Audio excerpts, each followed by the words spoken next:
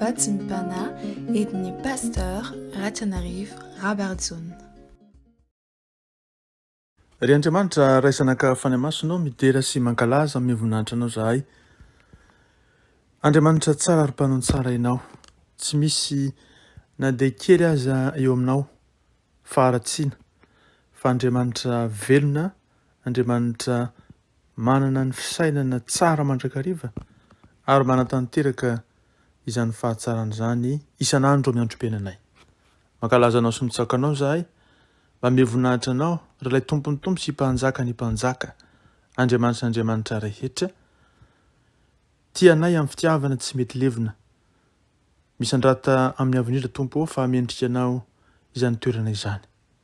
Indreto zahay mpanomponao amin'izao maraina izao, mametraka eo am-pialatananao izao fotoana izao ary mametraka eo am-pialatananao koa ny fiainany manontolo mba ho voninahitra. Ina tokoa miantso anay mba hivavaka mandrakariva, hifamatopianana aminao, manafiraisana masina aminao isan'andro, isan'ora, isa-minitra, ary dia natanteraka ny sitrakao amin'ny zavatra rehetra. Mankasitraka mankatelina erim-poram-panahy izay mpanomponao, ary dia mangataka indrindra ilay fanao masina mba hiasa aty anatinay ary eo anivonay hanatanterana ny sitrakao amin'izao andro izao sy amin'ny androm-piainana rehetra. Dia miasa mahery tompo aty anatinay, noho ny aminao Jesosy Kristy ilay velona masina manankera Nazareta, no azonay manisy mangataka izany vavaka izany. Aleloia. Amen. Mivavaha mandrakariva, izany no hevitra izay banjentsika amin'ny tia maraina ity ravana, araka izay voalahatra ao amin'ny filazantsara, araka ny Lioka toko 7:20, atombokantsika amin'ny andininy voalohany izany. Filazantsara araka ny Lioka toko 7:20, antomboka amin'ny andininy 7:20 izany, amin'ny anaran'i Jesosy.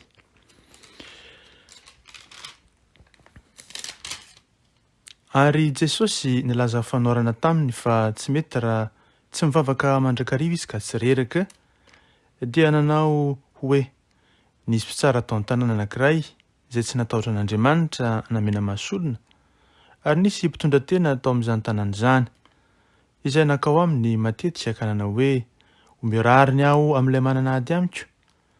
Ary tsy nanaiky izy aloha, fa rehefa afaka izany dia nanao akapo hoe izy na dia tsy matahotra an'Andriamanitra aza aho sady tsy mena mahasolona, mba omeko rariny ihany io mpitondra tena io, fa manerana izy, fa ndra ho avy mandrakariva izy ka ampahasosotra. Aroa ny tompo, enozy alazain'ilay mpitsara tsy marina, fa Andriamanitra tsy hanome rariny ny olom-boafidiny va? Izay mitaraina amin'ny andro aman'alina, ary moa hitarehetra va izy?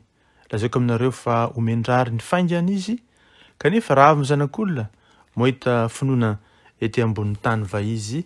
Amen. Teny izay fa rentsika matetika tokoa izany, ary atsiarovantsika fa ilay Andriamanitra izay hivavahantsika dia Andriamanitra mihaino ary manatanteraka tokoa, izay sosiny tsara eo amin'ny fiainantsika. Mitaky kosa izy firaisana masina aminy. Ary hoy ilay mpandinika iray hoe ny fivavahana dia tahaka ny fiainana na ny fifohana sy ny famoahana rivotra izany.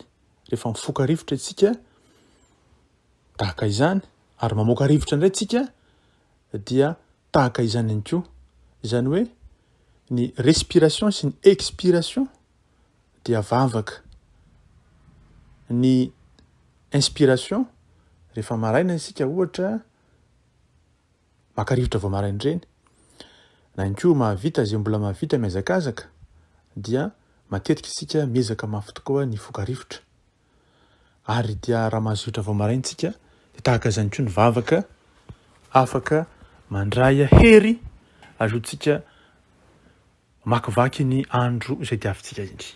Tahaka izany koa ny vavaka ry havana, mila manana fotoana isika hifohana rivotra eo amin'ny tompo, ary ny famoahana izany rivotra izany amin'ny vavantsika ihany koa amin'ny alalan'ny avokafoka dia ilay fotoana ao anatin'ny andro izay iainantsika. Mila izany tsika fotoana ionana amin'ny tompo manokana ary mila koa tsika fotoana izay ampiarana izay fahavany zay eo amin'ny andro. Ireo anankiroa ireo dia tsy mifanohitra na koa tsy zavatra samihafa fa hitokana ihany araka izany.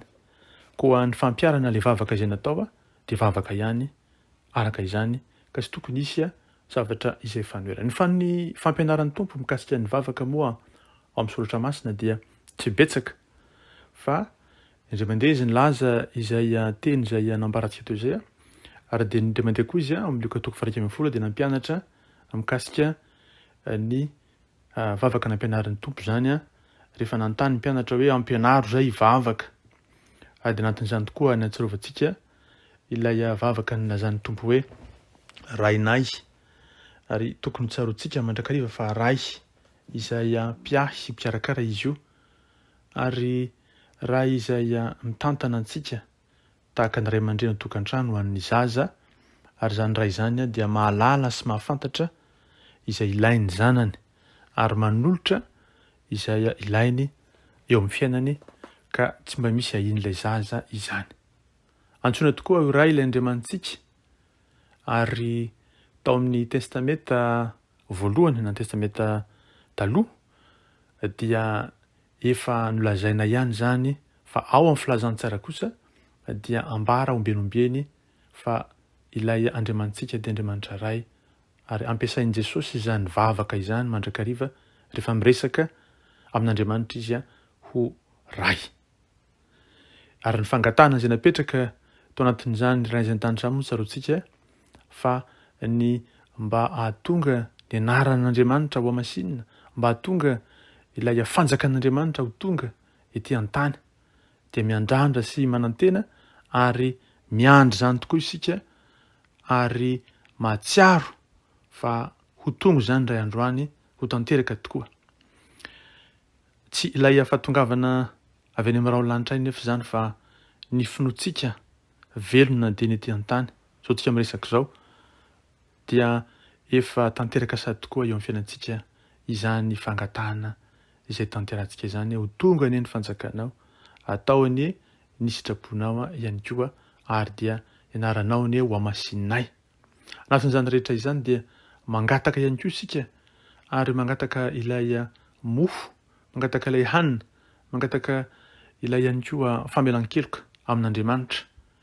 Mifamatotra tokoa ny fangatahana izay hanina sahaza amin'ilay vavaka fangatahana ny famelan-keloka natrehan'ny tompo.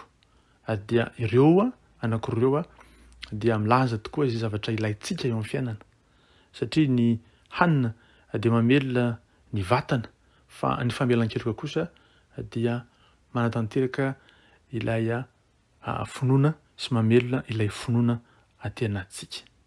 Ary dia ny fangatahantsika koa anatin'izany dia ilay fotoana izay angatahantsika ny fiarovana amin'Andriamanitra, amin'ny Jesosy Kristy.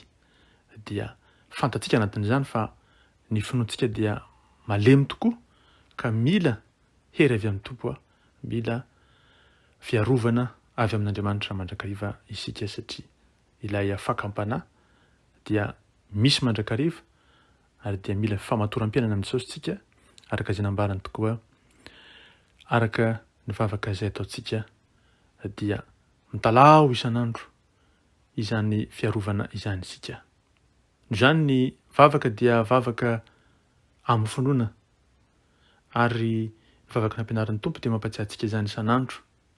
Ity an-dalansotra masina dia nivonakintsika ity ihany koa dia ahitantsika fa ilain'ny tompo isika hanana firaisana amin'ny tsy tapaka amin'ny fotoana rehetra, ary araka izay hitantsika ao amin'ny bokin'ny Joba moa, izay boky mampatsiahy antsika ny mahatsinitsinina ny fiain'olombelona raha tsy misy an'Andriamanitra.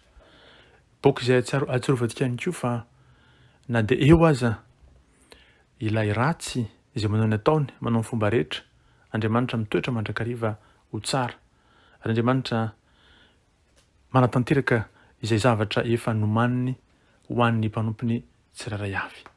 Manambara izany rehetra andriavana fa isika dia nantsoin'ny tompo hitoetra ao anatin'izany vavaka sy tapaka izany amin'ny fotoana rehetra. No inona zavatra mitrango amin'ny fiainantsika dia aoka isika hanana firaisana aminy, hivavaka sy tapaka aminy, ary dia hanana tokoa ilay fitiavana azy isan'andro, ny famatopianana amin'izany Andriamanitsika izany.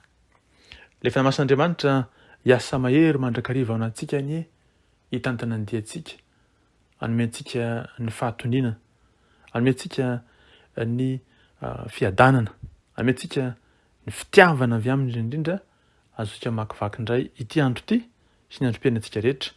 Koa na inona zavatra mitrango amin'ny fiainantsika dia tsy azotsika fa miaino antsika mandrakariva Andriamanitra, tsy mba mitaredretra izy ary manatanteraka izay soa ho antsika, na dia izay tsy eritreretintsika akory aza ka ametrahantsika ao am-pialantanany ny momba antsika rehetra. Eny, hanome rariny tokoa izay manana ady amintsika Andriamanitra, koa mivavaha mandrakariva. Ho azy ny voninahitra ho antsika ny fiadanany, ilay Andriamanitra tsy miova omaly sy anio ary mandrakizay ao amin'ny Jesosy Kristy Tompo avy any Nazareta. Aoka iombavaka isika. Jesosy Tomponay, misaotra anao satria Andriamanitra izay miasa ianao, Andriamanitra izay velona, Andriamanitra tianay amin'ny fitiavana tsy mety levona. Miompy sy mankalaza anao tokoa zahay fa ianao dia Andriamanitra marina, Andriamanitra mahitsy, Andriamanitra manana fahendrena lalina tsy takatry ny sainay. Engan'izay amin'ity andro ity, atsiaro mandrakariva izany, tsy amin'ny androm-piainana rehetra, ka tsy mba eritreritra na hanana izay fisainana manao hoe Andriamanitra tsy mandre ny vavaka izay ataoko, Andriamanitra tsy manatanteraka izay mba faniriako, fa ianao dia Andriamanitra mahalala ny miafina rehetra. Fa satria ny fonay dia manana hevitra mamitaka, satria ny fo tokoa dia mamitaka, ary izany fonay mamitaka izany no tsy hahafantaranay ny sitraponao Jesosy. Koa amin'ity andro ity dia ampianaro zay andray ilay fanamarinana ny tenin'ny Fainao Masina, andray ilay Fainao Masina izay manova ny fonay hifanaraka misitraka ao, ka rehefa mifanaraka misitraka ao ny fonay dia andeha araka ny lalanao zahay, andeha araka ny sitraponao, andeha araka ny fitsipikao. Koa aoka Tompo ongotanao aty anatinay izay rehetra tsy araka ny sitrakao, dia ilay fonay mamitaka mihitsy ka tonga anay Jesosy andeha araka ny sitrakao dia ahafantatra izay vavaka tokony tanterahinay amin'ny androm-piainana rehetra, fa tsy andeha araka izay fanirian'ny fonay izay efa mamitaka rahateo. Misaotra Tompo noho izany, ary dia matoky sy mino zahay fa Andriamanitra izay mampatsiasy ny teny aty anatinay no ny herin'ny Fainao Masina amin'ity andro ity, ary ihany koa amin'ny androm-piainana rehetra dia tsy njovy ny diny reto mpanomponao amin'izao andro izao. Jesosy Tompo atsiarovana fa tianay amin'ny fitiavana mandrakizay. Ho anao Andriamanitra ray zanaka Fainao Masina, nihaja ao amboninahitra, anao hatramin'ny taloha indrindra, ankehitriny ary aritra mandrakizay. Fa aminay kosa ny fiteny manambiampy dia ny fahasoavana Jesosy Kristy, ny fitiavanao Andriamanitra ray, ny hery sy ny fampiraisana avy aminao Fainao Masina. Aleloia.